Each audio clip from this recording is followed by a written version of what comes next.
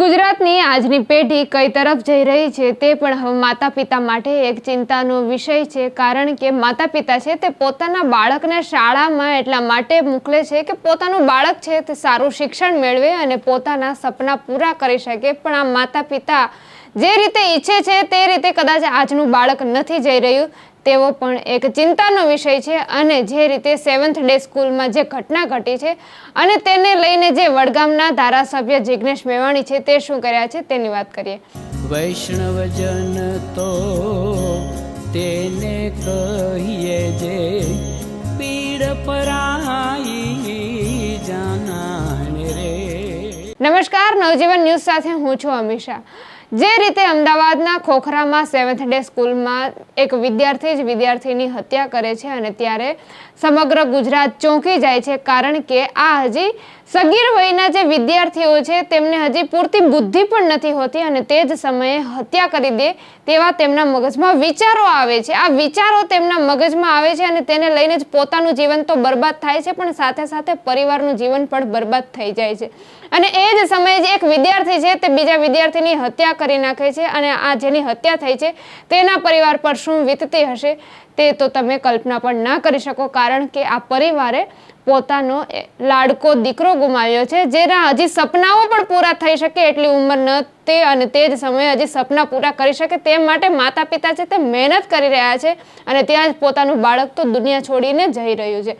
તેને લઈને જે ધારાસભ્ય જિગ્નેશ મેવાણીની પ્રતિક્રિયા સામે આવી છે અને તેમણે પણ કહ્યું છે કે જે આ શ્રદ્ધાંજલિ આપવી જોઈએ, આ પીડિતો સાથે આપણી સંવેદના હોવી જોઈએ, પણ આ કોઈ એક રાજકીય કે કોમવાદી તેમને ન બનાવવું જોઈએ। એ રાજકીય કે કોમવાદી બનાવવા જેવી બાબત નથી, પીડાની બાબત છે। ત્યારે શું કર્યા છે જિગ્નેશ મેવાણી, પહેલા તેમને પણ સાંભળી લો। અમદાવાદના મણિનગર વિસ્તારની સ્કૂલમાં નયન સંતાણી નામના ધોરણ 10ના વિદ્યાર્થીની ધોરણ 8માં ભણતા એના જુનિયર વિદ્યાર્થી દ્વારા જે પ્રમાણે સ્ટેબિંગ કરીને હત્યા કરવામાં આવી એ આખા ગુજરાત અને દેશ માટે બહુ ચિંતાનો વિષય છે।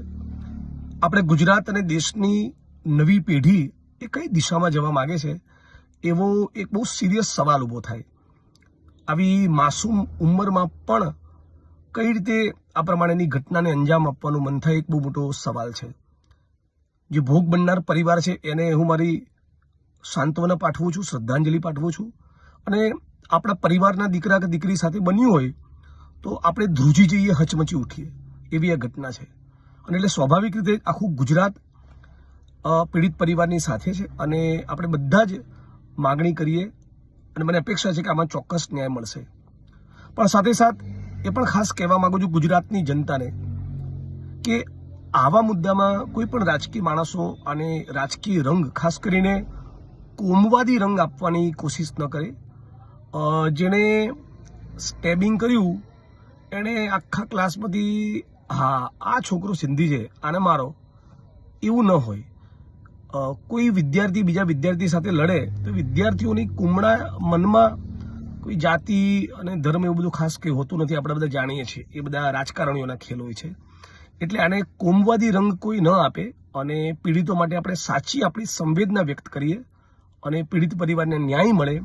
આપણા ગુજરાતમાં આપણે બધા જ વાલીઓ તરીકે, ગુજરાતી તરીકે એક ચિંતન કરીએ કે શા માટે વિદ્યાર્થીઓમાં આવી માસૂમ અને કુમળી વયે હિંસાના સંસ્કાર કેમ રૂપાતા હોય છે।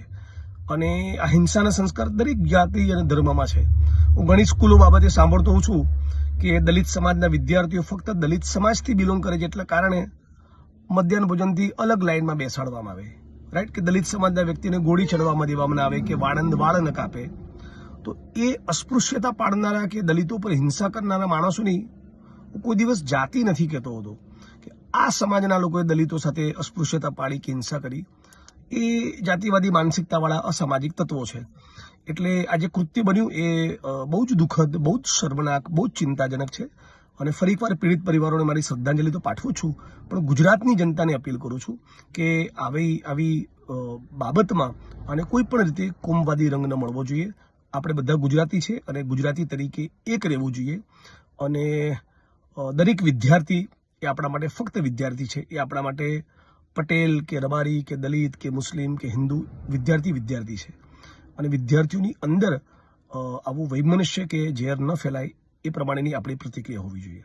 તો આ હતા ધારાસભ્ય જિગ્નેશ મેવાણી કે તમે તેમને પણ સાંભળ્યા અને તેમણે જે શ્રદ્ધાંજલિ પાઠવી છે સાથે સંવેદના પાઠવતા તેમણે કહ્યું છે કે અહીં કોઈ કોમવાદી કે રાજકીય રમખાણો ન થાય તેની પણ ધ્યાન રાખવું જોઈએ અને સમગ્ર લોકોએ છે તે આ પીડિત પરિવાર સાથે સંવેદના પાઠવવી જોઈએ. ત્યારે આપનું આ અંગે શું કહેવું છે કમેન્ટમાં આપના પ્રતિભાવો ચોક્કસથી જણાવજો. આવા જ પ્રકારના સમાચાર મેળવવા માટે અમારી સાથે જોડાયેલા રહો. ચેનલને લાઇક, શેર, સબસ્ક્રાઇબ કરવાનું ભૂલતા નહીં. નમસ્કાર.